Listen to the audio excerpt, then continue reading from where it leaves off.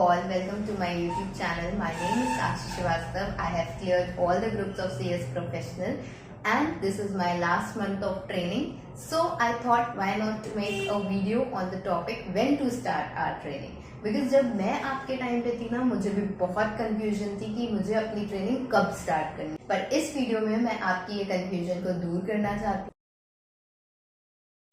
मैं इस वीडियो में आपको ये बिल्कुल नहीं बताऊंगी कि एक्सी के बाद ट्रेनिंग करो या प्रोफेशनल के बाद ट्रेनिंग करो, आपको क्या करना ही करना है, ऐसे करना है। नहीं, मैं आपको सिचुएशंस बताऊंगी और मैं ये बताऊंगी कि अगर आपने एक्सी के बाद एग्जाम देने का सोचा तो क्या रोड मैप होगा, एक्सी के बाद प्रोफेशनल की ट्रेनिंग करने का सोचा तो क्या रोड मैप होगा, ये सारी चीजें। और अपना भी एक्सपीरियंस शेयर करूंगी क्योंकि जब मैं आपके टाइम पे थी तो मैं भी बहुत कंफ्यूज थी कि एक्सी के बाद एग्जाम दूं या एक्सी के बाद ट्रेनिंग स्टार्ट कर दूं और उसके साथ साथ एग्जाम दूं। तो वीडियो को एंड तक जरूर देखिएगा। आई होप आपके लिए बहुत बेनिफिशियल रहेगा। आपने पहला केस चूज किया, दैट इज एक्सी के बाद अपना एग्जाम देने का, तो क्या रोड मैप हो सकता है वो पहले डिस्कस करते हैं। सबसे पहले आपको 9 मंथ्स मिलेंगे अपने एग्जाम देने के लिए। उसमें आप कोचिंग कर सकते हो या सेल्फ स्टडी कर सकते हो, प्रिपेयर करना है एंड एग्जाम देना है 9 मंथ्स में। इससे बेनिफिट ये रहेगा कि आपके पास ट्रेनिंग नहीं होगी, आपको कहीं जाना नहीं, आप पूरा फोकस अपना 100% फोकस एग्जाम्स पे दे सकते हो।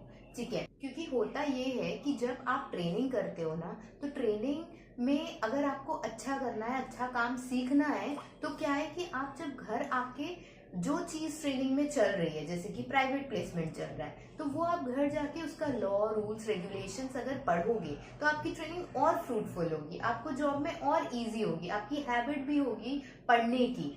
एंड दूसरी चीज, अगर आपके पास एग्जाम्स नहीं होंगे तो आप अपने कंपनी लॉ के इंटरप्रिटेशन स्किल्स बढ़ा सकते हो और भी कुछ एक्स्ट्रा स्किल्स पे फोकस कर सकते हो, क्योंकि आपके पास एग्जाम्स नहीं होंगे, आप वो पहले ही क्लियर कर चुके होंगे। तो अगर आपके पास टाइम है तो आप अपना एग्जाम जरूर क्लियर करो पहले एंड देन अपनी ट्रेनिंग स्टार्ट करो।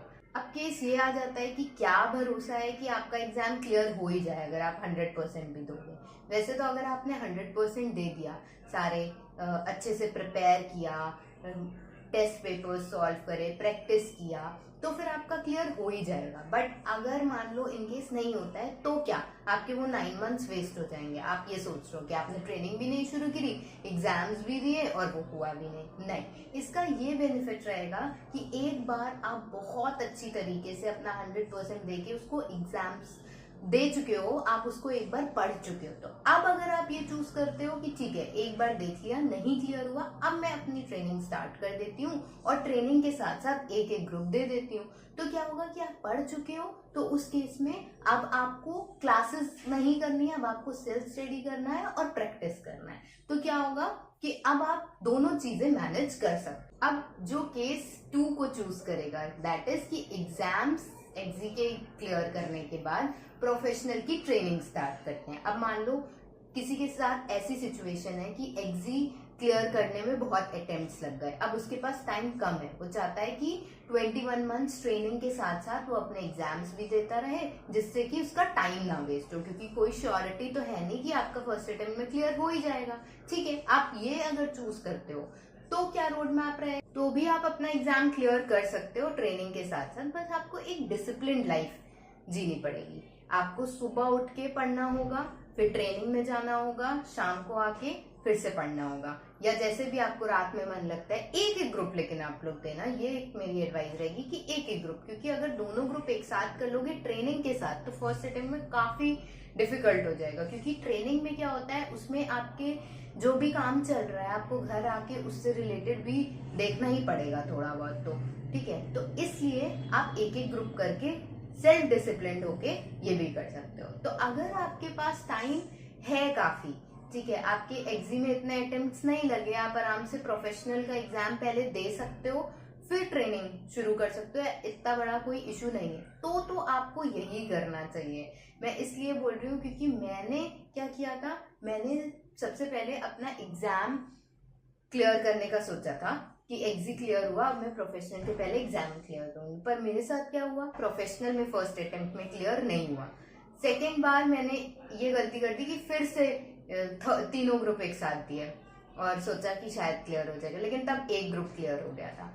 अब मैंने अपनी ट्रेनिंग शुरू करी तो क्या रहा कि 2 बार मैं पढ़ाई कर चुकी थी, तो अब ट्रेनिंग के साथ साथ मुझे सिर्फ सेल्फ स्टडी और प्रैक्टिस करनी थी, इसलिए मेरा आराम से ट्रेनिंग के साथ साथ क्लियर हो गया और काफी टाइम भी बचा ट्रेनिंग में, क्योंकि 2 ग्रुप रह गए थे वो क्लियर हो गए एंड आराम से मेरी ट्रेनिंग भी हो गई। तो आप अपने हिसाब से देखो कि आपकी क्या सिचुएशन है, क्या आप इतना टाइम दे सकते हो या नहीं दे सकते हो, उस हिसाब से आप डिसाइड करो।